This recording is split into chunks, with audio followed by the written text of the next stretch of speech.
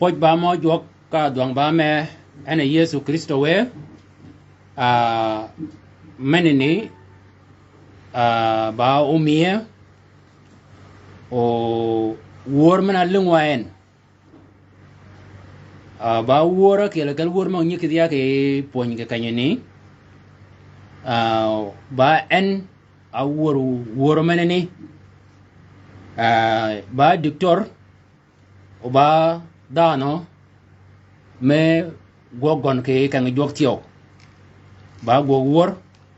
o ba dana manganya dog chol doga daga nganyan ba kene ngany de boñ o ngany de ninglet o ngany da chol tio dog mong ni ben ga dak nganyan ka kom ke gwe tio so o de siang ba dana ma kon ji ke eoriat ba wada kele kele word maga ting mal Yesu ke pakane uide yo makon goji actually yan tio ke no nyuaga ke wa ke mota marmi osra kanyene mena ko ba ke ko nyual tio yiba welcome Dutch shari ko bitio o you pote barnamij manigon yeah thank you welcome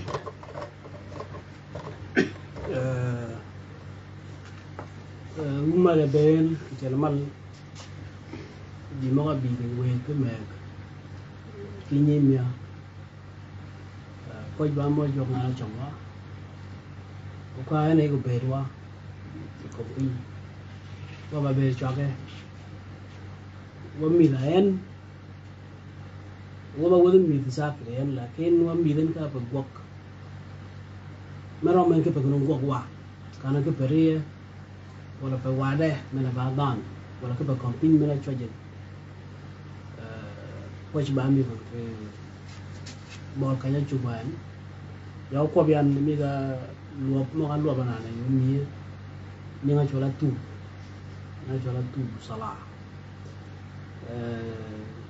ya ba jalwur ke on jok ke gol jok o ya ba jal pon fio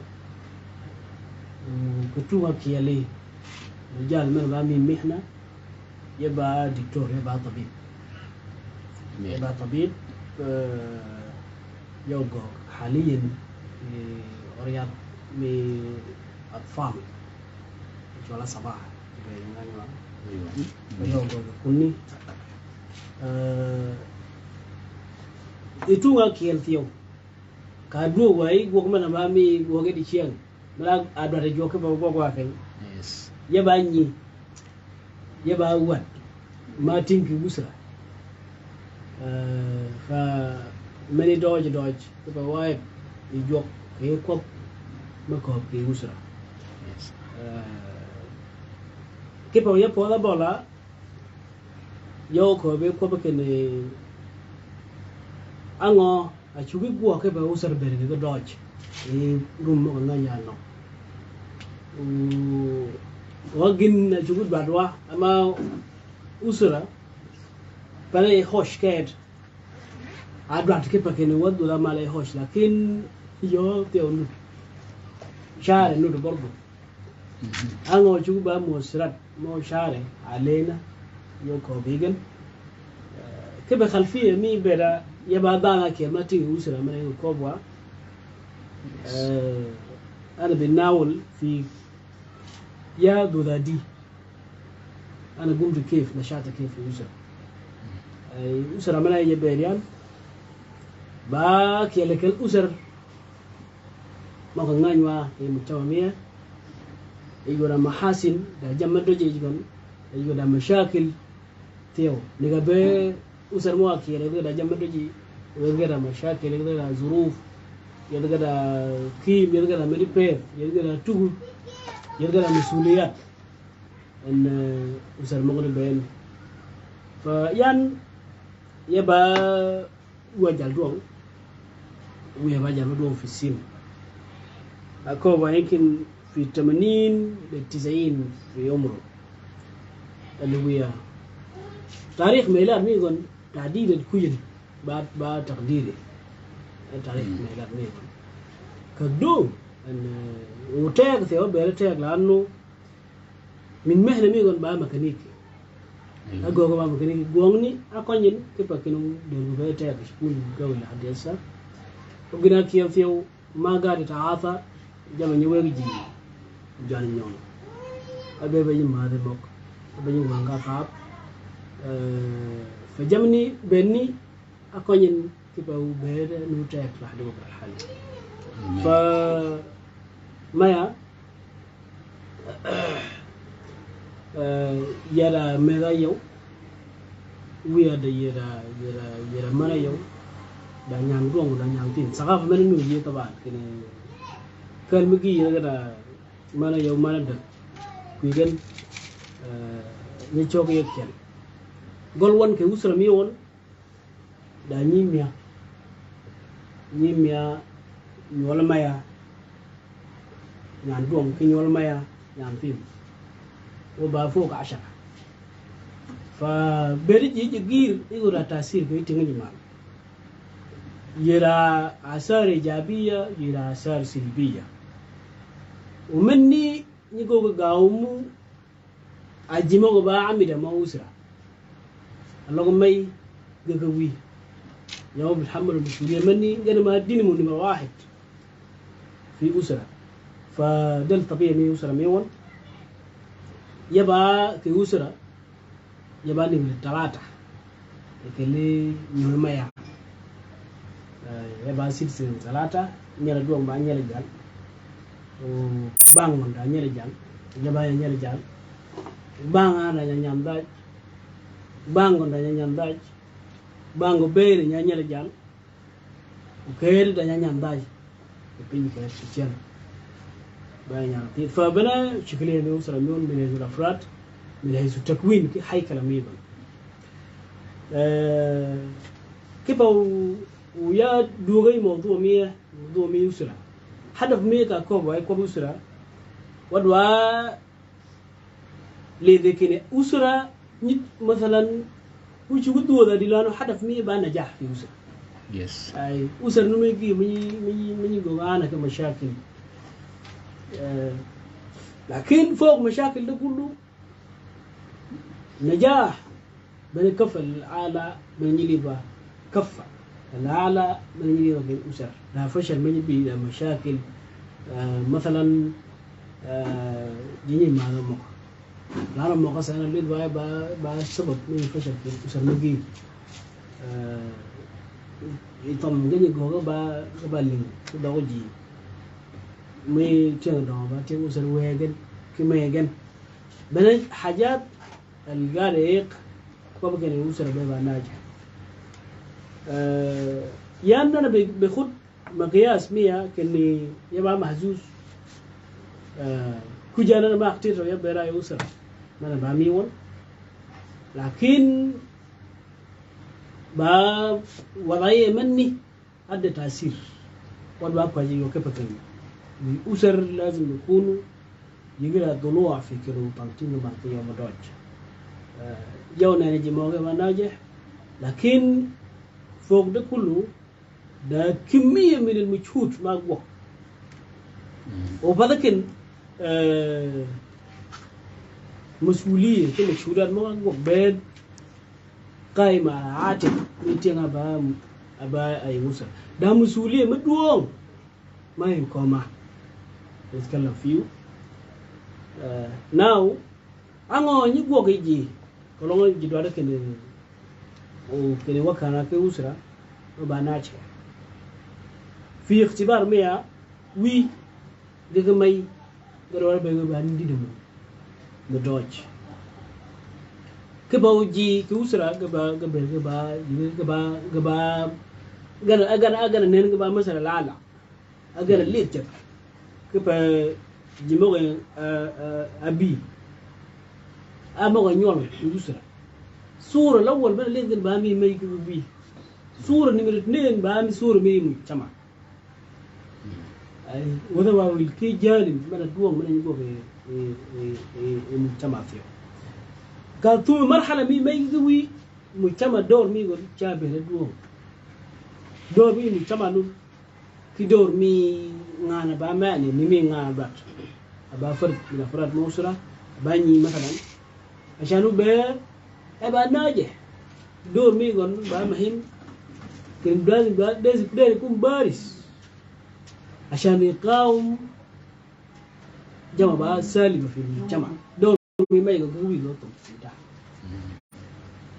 في مرحلة مني ياكو أنا كنا نتطرق في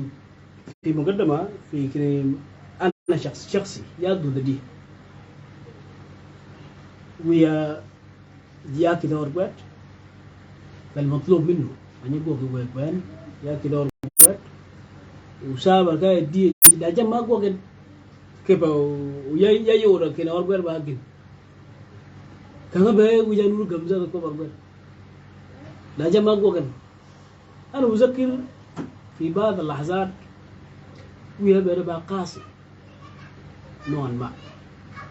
طبعا في مرحلة مني لكن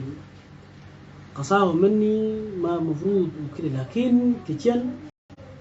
معنا ميقول رسالة ميقول يو دانا دانا كبول كاني بقى جالو بقى حنون جدا يعني إيشا بيك بين إيشي بين واج كي أمسي له بقى حي مني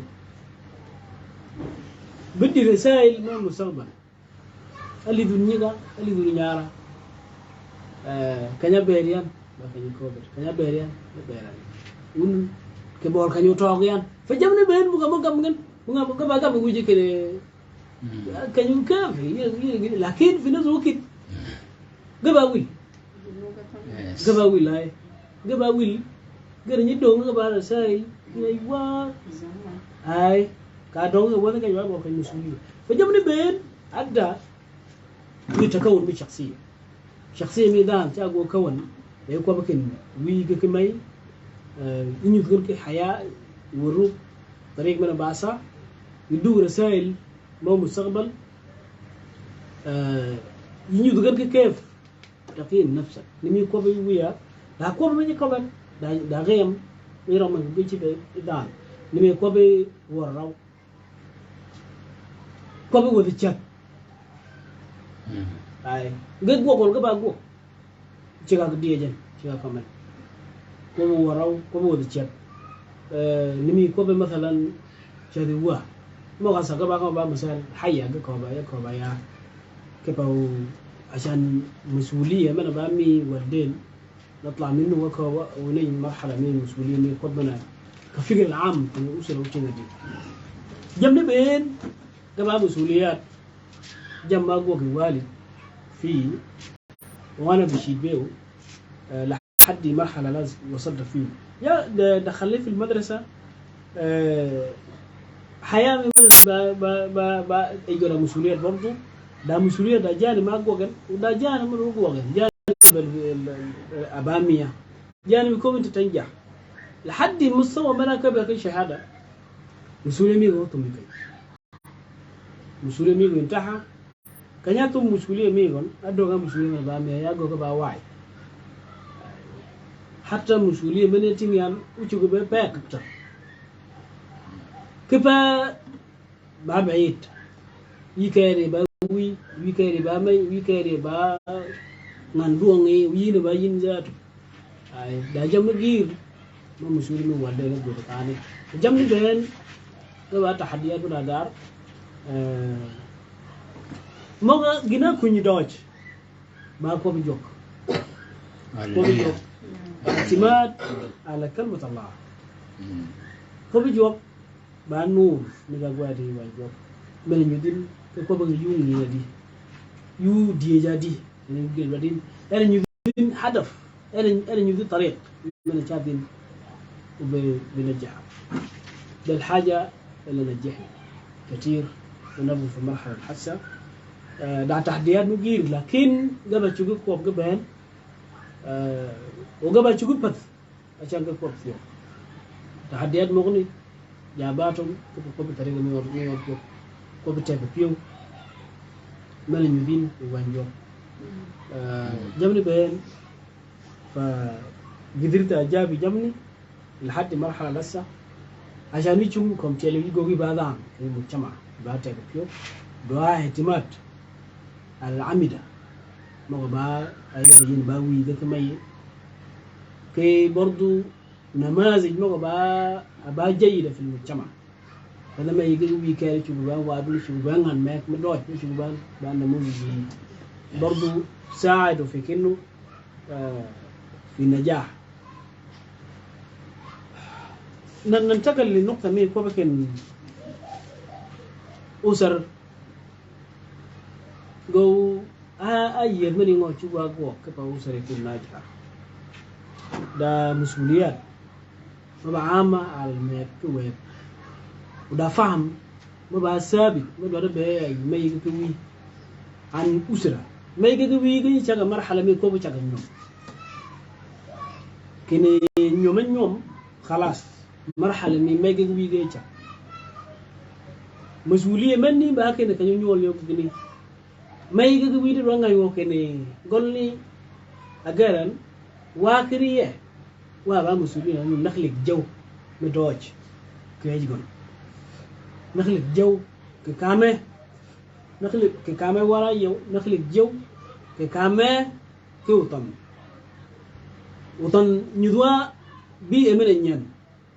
بي كم لاب نعلمهم كيف هي دا سوابق هي دا معرفة مسبقة ما يقولنا يقول كيف لا بانوا ده بشكل عام ناجم مدوادن وناجم مدوادن واين كنين ناجم مدوادوا بشكل فطري وناجم مدوادوا تلقائيا يعني نمي جم مدوادوا يعني مريبه دوغا دي جبين مونغا با جيورو موندا با با مريبيو مريبه دوغا دي جبين بيري ديل يودلو دا دي جبين توغو دا دي جبين امتلاك بو يبي دي غيفين دا دي جبين جامني جما دو دي جي غري با مشاكل تشانا كيل موني اني كان ودي مع انه جيتو دي جوغي يجي احتياجات معينه يجي ما بقى معدل جبين ما بقى عام جامني ما يجي كوي غير به غبا منتبهين كنا غنا بعد جبين وداريان ودار وي يونيغا ولا بعد ما ينيغا ودار ينيغا تيو كاني بنو كمي مي شيطان ودا جام بعد ما بعد جبين تيو يعني مثلا نمي رامده بونغان رامده لا بعد داريان بعد واو بعد جبين بعد ايضا bunga madwa kiro be ba jat ya ni me jat ba dwa de jiben ai kai ko ba kene mi be de kan ye chot gine chot ma fara ba dwa de jiben ai iba go khai li chiang gre mo ko de be mo ko be dwa de la ki ngi dwa de china kien ba dwa de gen a chang be de wa ra man ni ba dwa de gen lakin da jam man je ko be de gen مثلا ف ده الحاجات مغبى مهمة كيف إنه كمبدئية ميكو بكن نوني جا جو كون وادي لازم ننتبه لأنه نوني جا نقول بعد كن لا جمني بعد يوتون وكا بعد يوهك بس كا بعد يوهك دلدان جا بعد باشا بابكيا لكن ويجا كما يجا بعد ناضجين لمسوذنه ويختاروا كل جماعة بعد بين gina jugu kwan ki gina we fa ke kan tabayu ta chu ka mai gigi wi ki nyon ki nyogi to ما غنيول بيختاروا أي مدور الدل بس أي فلنفترض كي مجتمع ميمن من الجدي وين غنيوا أنا شو بقى السبب مي مثلا مي فشل مي وطن مقيم شو بقى وين وده وين شو بقى ما ده موقع شو بقى ما كي أطابي شو بقى تحاطي في جماعة كيالي بل جماعة غنيوا كلا شو بقى تجار رسائل القاري يجيب مشاكل موجود وطن يجيبوا النضوج نميل تيان دون عشان يقدر يغرروا نميل غرار مي من أشوفه قاني تيان دون كي كان لازم بقى مشاركة مي كوبكن غرارات مو وطن قوي قد كادجن قرار ميوتين هوي كده قرار ميوتين بقى مشاركة يس من قرارات بقى با نمي مغني كيف جو شاركوا دي كالبا بيجودا جو ما بيسمع في تكاتف في شركة كال أسرة جودا بيجودا جو مي شركة نمي كوبا كني أوتين أوكيروا دي كني نو كان كامل كو كني دار بيرن ذاته كال يجودا مار يجودا محبة الأسرة محبة كيف يجسر دوا باقي المجو جزراو يما يجي كوي كالدوار بيري يورا مصداقية يعني نمي كوبا كنا جينا كم يوي أو ماي دوار باقي ما أنغان يوتين كنا ما من بيشت بنا با دير بو دير مال كوي كيف هو يين ويا كلا كنا ما زي مثلا ويو شو كوب كده يجيبوا ما له مك kalau aku hanya bawa makanan namun kebawa ye ini kini mesti ba dir wih dorang beba malam wih dorang beba malam yugo wer مثلا yugo ya be mashakil wih dorang beba nama ba musalim kepa digali dan kena dia kiar wigo geci eling udah ali tu دوالي ذا قد بقى تطبيق بقى صح فعلا وي قد ما يجي بين مني يقول شاف يقول ولا شاف وي قد ما يجي ولا شاف وقبل ولا شاف يقول جوه مشاكل وي قد ما يجي جوه مشاكل يقول جينا ولي ذن ابان كم أنا كم من عليه ذن القنين جينا لي ذني أنا قنين كبار من اللين جينا كم أبى رسالة dari ban dari kieu kegina le dari tabak مع حيامي نيجي وكبا ما نشوف يا كوبانا كده لازم يكون في محبة في البيت أي كلا جيب ما بينا مار ما يجي ويك كوتم بر بيجي مار كان بيحسين إنه كان كوبي وي باكم من دوج كوب كبي جمت كبا قليني ما طم أي كلا بر بير دا يعني دا يوقج يعني أولياء أمور ما من بير يجي بني يوم يعني يجي bere ke nga ba yung ke nyigan ni mem ko be ke masalan o te no chugo nenga masuli ma duo nga ba doj ko bol kon menni mabadan ni wi ga mai la ke ba una en kam gan menni bishilu e ba no min adam taqdir aw cha kwanyen e ba yo mi ken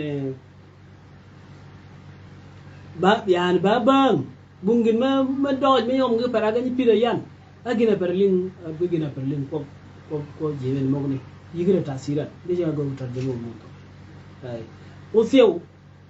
o tan ni dore akhta mogan go ni kum بشكل ورادع كباوتين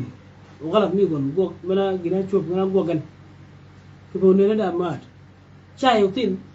ni bere ba chai ما يقول لهم بيو أي يقول لا كوبا كن شيء من فده غوبة مجوجي لكن بعد تيجي لقينا جوجن أبغى غلط مثلا كلامنا شيء دام منه كيف كن يكون دام شيء مدوم رسالة مي شيء مني شاكر في يوم ما وراك مرة جوجن بعدو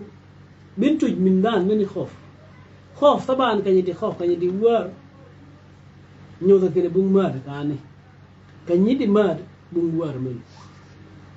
كال بربي ودا توغو كال بربي ودا فرح كيف كان بربا جازي اكتر من كاين كدوتين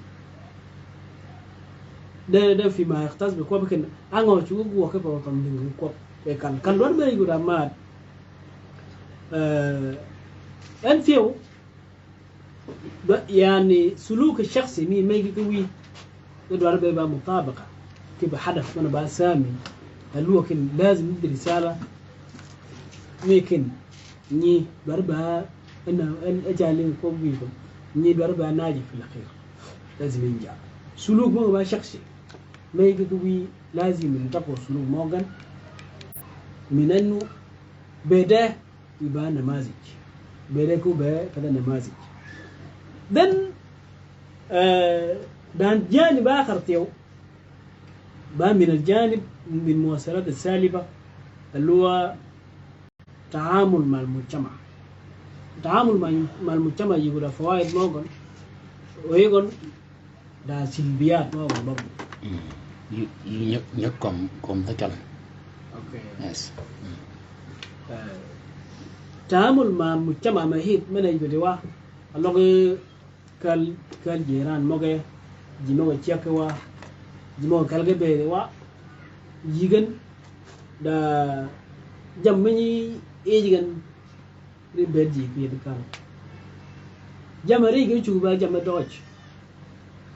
ujuba jamma chuba riki kujanga kiyal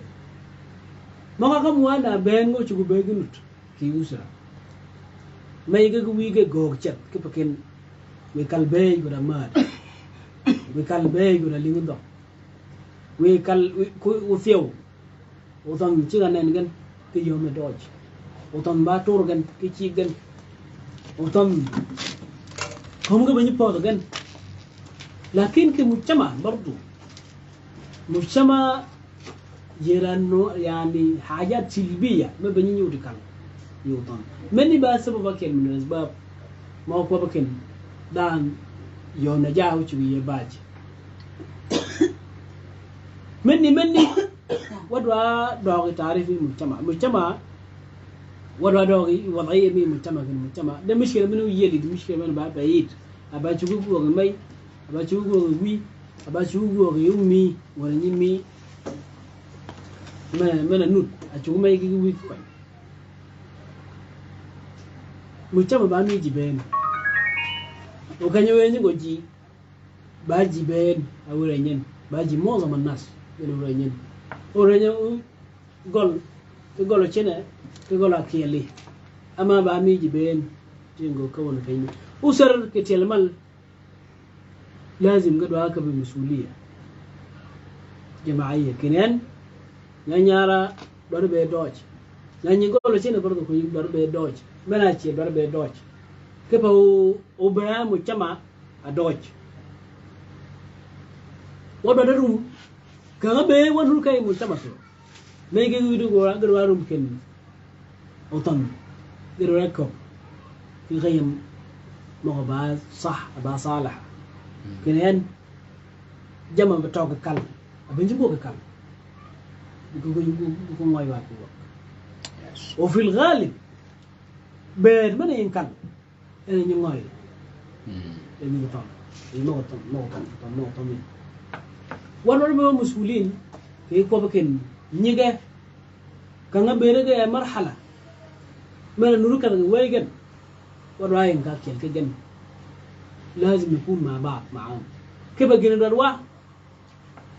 وبيد ويجن كنا بيجن وكب جنوا ذي المستوى منو بيجن بقى مسؤول النفوس جمعير نميجو غيم ما هو ما كفقته كبيرجن أجا تعرف ما يجن كويجن فمن يجي بيرا تأثير jika nen wakil ke mo chawa jikala usar dan kakal ji usar kolong usar doj mo chama sabe yi mo mishkila sabe doj ama usar mena yirga kalgan go kan gi maraj maga kala usar ma doj go kala yi mai ma doj me ba nged mat go kala yi mai go kala yi mo piu fang mat go kala yi me chi me ba jal chi me kali wi me ko me bibni kanyu wan ngai mo chama menni no nyagen ke mo chama wado da beda ewa banyo utam go ra gabo ke jaman gogen para muraqaba me wega go shart fina minna lakin muraqaba baysu inu gatenwa ni البشور بمار ما بنجتي يعني ميب ما بنجتي يعني ميب ف we wa lingwa wa ngamal gabe wor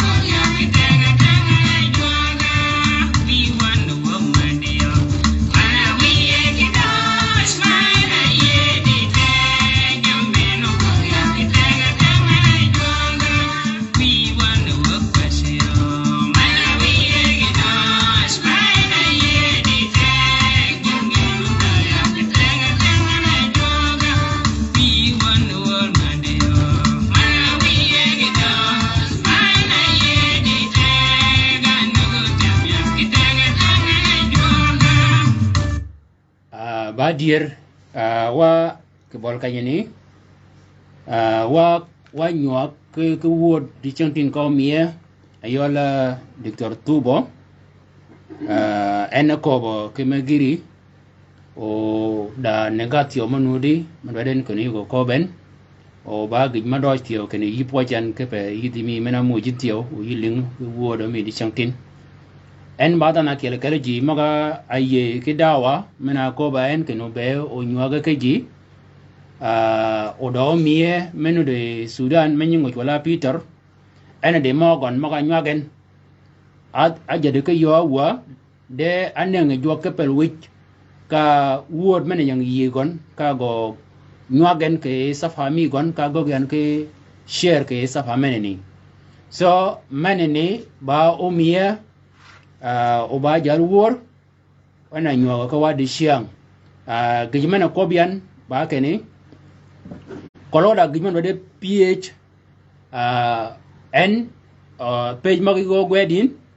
page magani go logen kolo tiyo yudo ko ko gon ke mangan o wu ko ba ka gon tiyo do mi nyira ko batine yol Peter koloda gijman de ph UK صفحة ميغون أو غدين كي طلب صداقة ويدي يوم كوبو غني جيمون ني بين ما كلا كايني جيما نيوغ بين با يو تيو او نيوغن كما كيل كون so wa po da bole كما دون كان كي يوميه يلا دكتور توب صلاح شوي يا welcome yes دوج شكرا نو فوضى بوله كلوغا ياغو تلخيص بسيط كي ما كم وانا خلاصة مي فكر بين لكن لازم كل دربه با جمي جود ماد جين جو كل كم يزو با ماد با جزر مي mana yego tuo jambe mo enkam mo kama ni mi ko bi chik ke ba go lingi ki weg go meg ken kinyol darbe nyol wegen mare gen ke ba wega margen wegen o marga pa bena bergen a bena bede wegen ke pa gen chik wegen ba chik me yom ke pa gen wegen ba wa weg ma go ke ma do ke pagan wegen ba wega ma bani turgan ke mas'uliyat al matluba عليهم ke pagan wogan wega tiyo nukta da niga ba yow ma to ya ke ma ka mo ala ma ka dong chen ba ko ken da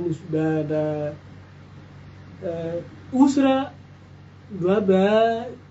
ano wi ke mai do ba ji ba ter ijabiyin ke bolo bergan ke ba silbiyin pada ke baga kargar wala pada ke pautan lakin ke be mujtama fiyo yani ko loga da naqd ma ba sayi au ko be ga chol ken yanda bed ma ba maraj ki mege wi kana ke pagan ke kargan wala ke panyol wala ke mujtama beni do yo megan ke menni bidi risala tiyo ma ba salib le nyol fi mustaqbal melo bera ber megan ke may digu wi bergan ni ngoy eutan mo nyol bere go yani may digu wi ku ba silbiyin ku ba jimo nakit jamo kam ga ba jamme yom ba jamme doj jamme bibni fi mu chama jamme go kal ki bono jamme go nyigen ki bono jamme go rigen ki bono ker thiyo may ga wi jamme gir au otan magir kal magir otan mo otan ni reni ko bi chik ka kargan kalau ke cik baruam cik mai ke cik wi ke baruam yani kalau mau dijiper kan ay ngan yira cik gon maban wi ya cik maban mai yira cik maban motam jajar me kwanjam menni binakas yani cha ciar ki ko bakin beru tom geja go kwanjam ben ngana kwanjam ben badat ben kiu كمان هم موقف فيه اي ف من دي بقى مسؤوليه ما دوم كان ويغا كماي كبن من كم من بار بعد دوك كير دوام بنا من دوج راي من دوج كبا كالبن كبا تيم تيو تعامل كم نيول بابا تعامل ما بقى سليم يعني يكو بكن دانو جو بينا نيمن وجوجو فاضلو أدنان لو كلا نيمن وجوجو عملوك يوم دوج أو جوجو عملوك يوم عاد مني قال دي رسالة ما بدوج في مستقبل في نقاط مغنى قال بها مهم دوج يعني نظر سلبية أو تعامل بشكل ما بدا متساوي ما بابر ككامن يول مني ني جي كيتشانا كيلي ف با جوغ كو بكن وتين في وين ولا في وين من جوجي كتام كجوجي عملوا كي يوم دوج لكن ينا بيرغن من جابا بير مي بار مدوام في المستقبل غير ميغن يعني ننغن حياة جابا بناء على بناء ميغن كبير أبى شيء ما على دوج كلني مني موجود ووركن يدوج يلو دوج ويجا ويلك مسؤوليات مي كوبكن دا يرا يدوا كب مسؤولية يو جو بدي يغلط دوما كيري كان بينو غرر لازم وتين دوا وي كي مجو يفكر نيجو يفكر بان باراج بان نيفوني لان ما كلام بدأ بان من نقدام يجادل كبانغ فبالتالي مغني بام من جوان بام محمد وعلي ما يقدوي يتعامل ميجن وتين كم مار مدوه مار دان لكن كم مار على حساب تيما كيالي ني من مغا كيالي كيف ني من مغا كيالي فيو جاك كن انتباه ميجن جابو شتت جن شخصية ميجن بايودي ما يقدوي كشكل ما أفضل وتين كوكو كمراج كشكل ما باكيو كقول كان يقول غينو دوغا كيالي بيبدي برجع بيعتمد على نفسه برجع في اسلوب الدفاع عن ذات ميغن ما يقدوي قدوا ملجأ قدوا اول خط من الدفاع من الدين لمستوى من بقى معقول وان يوكو بني تشيكو تام كان بغني توني دان بان نبي تشيك دان بني تشيكي في يوم دول mana nagi mana arkide go kan duong mani ngana chekaro chado chaka da do kumar bidar jami ko bake ni musuliyar no go wulgan kaba manni yeda go ga amano no renyen edu ngake yeda namazi mugi fi mu chama mi bere no famak ba ni ga ba ham ga dora kwani we gigba ken نقد من با حدام وطن بيقولوا نقدو يعني مثلا كلام كالكن وطن مضان تشوفوا بيه كوبايا نقل كوبايا ناني مثلا ما كوبايا ينا وطن هاي كاكو من ينجد وينو يا بوغ دو ينو كوبايا دي تشان بين خلاص مني باورو مني با بان الحق نوتي اباجي بيو من وانا كوبايا لكن ثوا كوبايا ثوا بالغلط هاي كير من بقى مناسب كوبايا قل واجو كان كيلا كان كوبايا كال بلا هاي كوبايا كال واسع في قل لكن يوم يدوين ده بقى كبكن كنا كوبايا كما كوبايا ما هذا بي والكوبايا ما هذا شاي هاي يو كوبي تينيغون أو ينيغون بشكل كامل فبينما بقى ندرب مهم تبقى قديدة ما خبرنا فقال بشكل عام ويجي ما يجي بقى مسلم كم مار من ويوتين لين كقوا ويجي كيانا كياليو إبنني بعد بيجرني كالي كوب كني كلون كالي بمار وطنو جو ما يجي ويجي بيجي جاكيك كاوتين بيجا بيني بال ما يجي ويجي كوب كيكير نوسف ساعة كامل كيشندن دو بان دو بنيا جنا لينغ ما كما تبغى نولينغ زاد كله كما هو جادو جن كير بين نيوكين دا مشكلة مشكلة من يا كين مشكلة من يا كوبكين ما كم بين كان كم جوا نولينغ جنورو جام بيوغا كان كوبا تشاروم زاد لهجة ما قبل لكن أول حاجة وش هو ممكن المغني بدأ دير ما هو كمين ما يقولوا وياه قبل بدأ دير ما هو بعد دير باك ما نجينا نياي مثلا بعد نجينا ما يبقى جال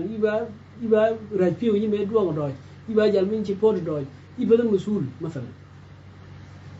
أي علي كيف نمي المفروض لبوجن uchu be utin ama mogni ke ken chik mo dwan ani kom ben ga ja ka da balach ga baling ni utin ja ka mu chama e ban ke mena ramwa ban ke utin ke mena ke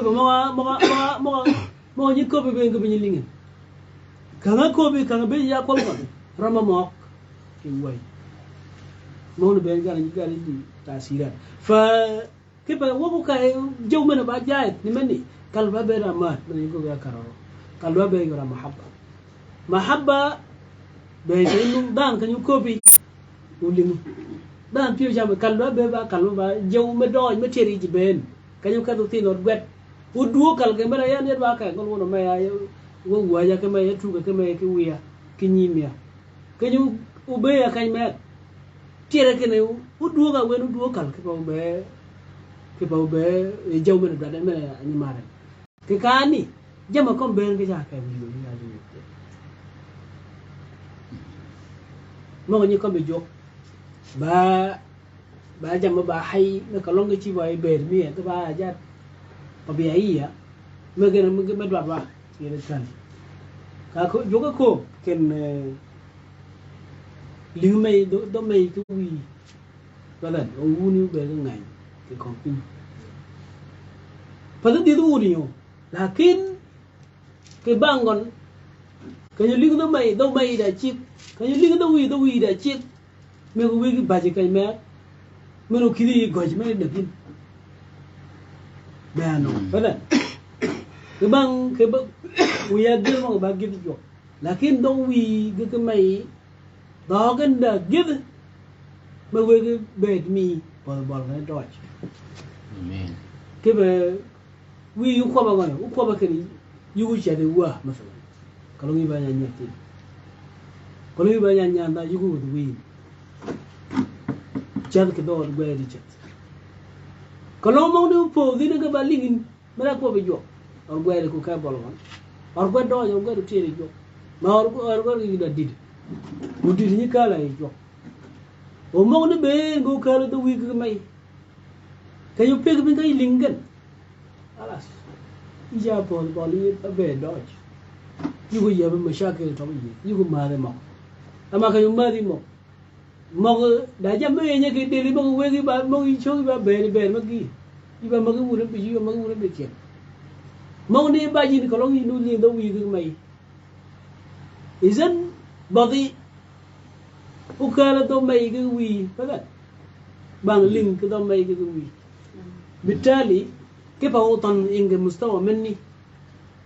وي cái mai cái đó bé gì cái đó qua bất kỳ này mình có là mình bé phần mà cái bao mà مني أوطن وي link cái qua biển chiếc mà ukala đó cái chiếc cái jok kia ama joko ba lebe joga ni moju dit wa ko ba ke ko meling e utan ke ba utan bergen ke be me doy o be no be di utan o be re doy a be me nyu ken de cha e mai ge wi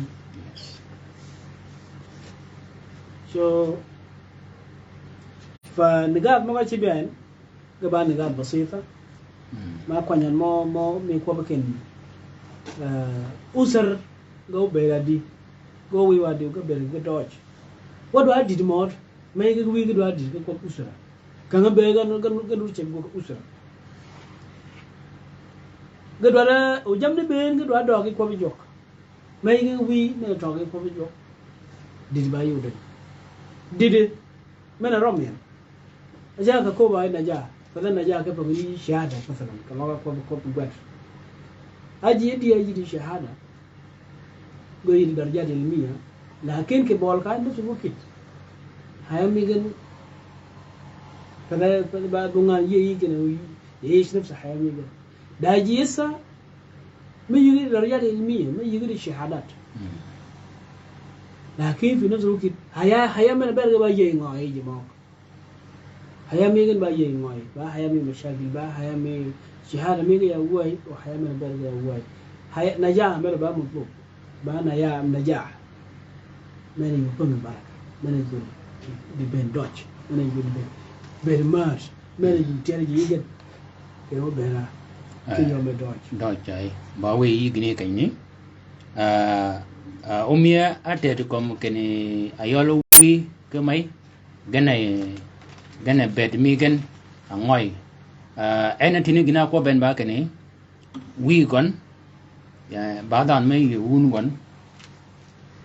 wade ti zenila wadan o ke bang ka bere ken go mena go gen ba go ma ko nyetiyo o wi gon ba ma do ke mok ba ma ka ta jama ni rendel so many ba no music mena leader ke ben ni wi gon so ka kanyini waka khetam gi mena chu ko nyol maga ke bor kanyini ba ngo o yina ta yu gwer tigin o ba bang shik maga lingi ki wi so wada ke ne ko da ne gad ma dong shan gere boyin ki ida fa man chu go ba risala bala ko ben ke ni ñol ki word mo ling risala men ba ken wi gi ma yi gara musuliye nam musuliye mago kala ko ni jok yi ci singan ko ba ken ni poñ ngen ke reyem ke mabadi lakin ke bang men ni fo de kullu yina doro ba asasi ma ka lok achang wi ga mai yu mi chake gan da nu da foras magi mo fasha dan no foras mo ba mustawa tani min da ya shan titazo lazim idolan ngayo ni na jaza ukala bango anwa ba mu fofiya anwa ba mu dobiya yina ba sura mi wi kala na ba haja amali yana da jiyan yana ba sura mi wiya kalon da ta kuma mai yi ko tang ni ya di ciyan wi ba bas wi kala ya shakil amali yana ba guwa mi wiya di ciyan ba sura mi ko camping ka be mutu ka gable 50 sana wiya ba ya musawa mai ya ci ba ta yak dan di ciyan yana musawa mai da gararar ba kwanyan mi wiya ba da musula lew ka fa ya bayra yi musawa da ya dishi ba da musuli mi wiya kayar ba musuli ne ya gararta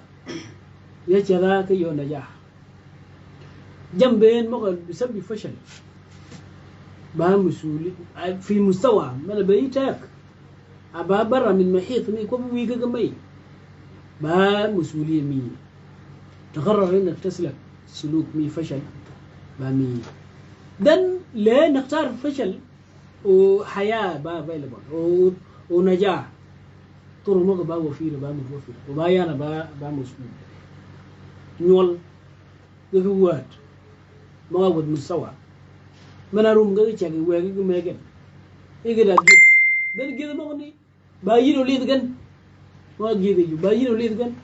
وتقدر تختار تشيل غكاني لازم تمسك بكوبي كني جوان تشجي كومبين شيلو ايو دي يوغن كبا كيتل مالجي ياكوب كني ويا كومبين اي وبدا حياه وبدا حياه ما موجي جو ما ميفاي جو وبدا مسؤوليه مبدا جو في النهايه هو مغبين كني حياه ما يوبيري انت نجاح دولة فشلت يمشي بلا ميجي وعشان ننجح مفاتيح النجاح كنا كان بيوان والمستوى من يد المسؤولية واتين مالك كنا لن لازم نختار طريق من النجاح طرق مو نجاح غير بيو طرق مو نجاح يا بيو جندو نغني بيو بونغن دو نكوجي بيو جما دوجي بين نغني بيو لكن جما رجي مو نيغو اختارو برو من جما دوجي نغني بيو غني كو نيغا ادا نغاي وغا يا بيو مغنا دوج من بيو من كي أكون من ضمير مية kalau ما قاني مثلا جال مقدسية ما ماذا نغني نجا تيجي ما وقتي وزاد كمان مقرات لكن في نفس الوقت مقشية ماذا فيه كوب كده ما بعدين ما كم بعد أقول يقول بعد ما يقول وبعد ما مجتمع فيه أنت ضمير مية كوب أنا ورا بلينغ كوب بذا لينغ كوب بذا and then can you tell why بذا وجا أقول نجا dan bu men wi damir mi ko giri ka ñu la ñu ko bi giri ka ñu taw damir mi chen ka yin cha ko ba chen ka yin men doj men raj لحد ما وهو ذا المستوى من قبل كده خلاص انتهينا يوانغا وكان يجا كو غاو في ضمير مي نتبا ما لوغه من يلقى كوبي جوك مول كبو ضمير مي با ما ذي با وي منو دونين انا با مي منو دونين لحد نهايه حياته docha wacha kwa uginu chiegi kwa dakinde we work kitian uka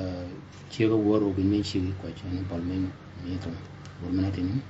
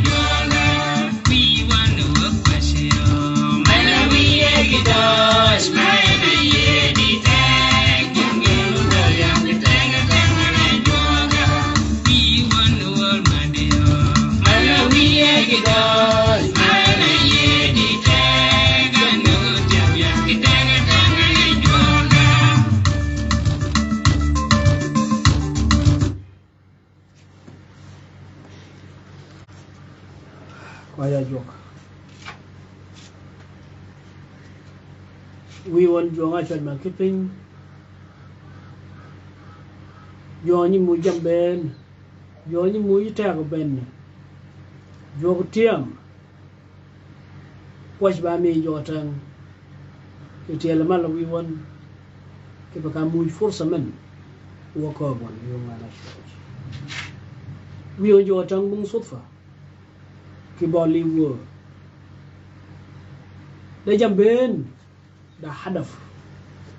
kirigen ki chuom gan yo jota mun mu jin wi won bayina ngai wo ki madami tasir mi jamben yiko kiri wani mi yo jota kini gogir tiyo go ko nok yo jota chen ko pin wiyo joka tang we maka kamwen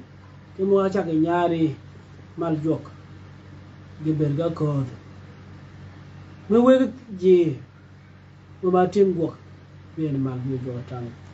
we ji go kana ja wiyo joka tang ayi mo inu ri go kri won wiyo joka tang nyige maka linki risala wiyo joka tang ben kana kan wala kana ji mako ling ko kaja ban wiyo joka tang we pay the lock in your town. A pay the lock of Kennedy. We tear again. The bang walk in your town. Walk me air and a jam your town. Go with Dwong, sir. But again, a cherry pure in your town. But again, I didn't view your town. Am I in your joy? Alaga me, kid down the Benedict company. Caramen, but Alaka Useria. Yiba we. Ujibanyagi yibangara chuach amman ke kompinyi asu ko ken fa nyaari yo jota achanga mo banya balini ba ko yo jota ko yedi ala khami ba ala ka usariya idan ben yo jota wi won ko bi yina wonga ni wo ken mo kam won dana gena ba di yo jota we won't get the nyagi get the one we do tan we won't get the usar we won't get the kal ke ba kal kanyo be the dodge benen badin cha gamin wali ji we do tan we won make ki we din ga ba char man nyo yin we do tan men le do tan kiri kan we do tan ga ba char mi men le do tan we do tan do cha ma ke we do tan ke me we will jok ge gan we do tan ki jama we ni gan ga be ga do we do tan ge gan we do tan ki tag min pi gan ki yo ma do we do tan ge gan we do tan lu gu pe gan wo ge aba musuri mena mu jin ki pa gan wo ge gan ki tag mi ye yi mo nga ko we do tan men pero wana chaki ki wo ka ron we do dai na ko bi we do tan kwa jimena kwa jwan we do tan ina ko ba ke kwa jun yebu pejun uto yabun uyid anan we do tan mo ko komwan we do tan wo cha kwaji ba ma ko bi chet ki bol kanya ko ba gan agwo gon we do tan anan we do na woro gel ki we do tan ko la be do rock ki yeda kal yebi nyim won rock me de yor won o ke wo chi we do tan then gebe be de won ni posh ba mi we do tan posh ba mi we do tan ki be jambe mo ga chu chi we do tan posh ba mi ke be mo tawr men ka chaage girgera tu men ba yina go ka ke we do tan posh ba mi we do tan ke be rum mo ni ke ba ke no ko be usra kom akana yi ayi mo yo yo tan wong mi won shen dodge wala banus wala ba muktamil ngaja yimbo chibo chibo ben yo yo tan yo gi ni wala bi ko ben yo yo tan ni ma la mo na yo yo tan we gan ko we go gi sapoto ke don yo yo tan ama ba ngi tel ke ba mo gi ding ke ba o nyol dogan yede idi belling yo jota ko mo wege ko mege yo jota posh ba mi yo jota gid won yo jota ngiri kanyu ka do fi yo jota yo kalin ka wu o kon pe won ko wege ta match me de lela ke pe won ko wege ta yi mo ngana church pe de mo ni ke chwa da yi pe de won ni lu chu be yo jota pe de won chwa da yin rumu ko rom won we ga yen wo ko bo ber ga ba mo ga chat wi jota ne ngon ama yedrum gi wi jota yedrum gi raj mo ga de won bu raj ni ga din de wo ba kerim ke pa yeda raj ama gina ko ba ga yu ga yu ke won wi jota yeda raj yi ma na chuaj nur ga won chat wi jota pe do ko we ga nyon wi ma na chuaj me ga ko we pe do we ga nyon wi jota nyol fi wi jota pe ga ko we ga nyon wi jota mo jaat ki jimen mi degan mi musulian no ga pe ko we nyon gina kwa jayi akwa wo kan ma kin mi de gan ke ba ma de gan do wata o pe ko gan yo de gan kin mi ke gan aja imu wi jo ta mana yin gan o yo ro ke ni no ka ni kan yi din da mi pe wo yi do ma aja wo ka be fa wi jo ta kai ka le pe ko yi no pero ja ko ye yi mo ama be de gudi ba ne le mo ma jo posh ba me jo ta posh ba me go cho gi jin de gi ka ra yi mo ma jo we nyin yi ma le won ka we mo gi o ka mi won mo ma jo ke ni nga mare Jesus o kwaji Amen. Amen. Thank you.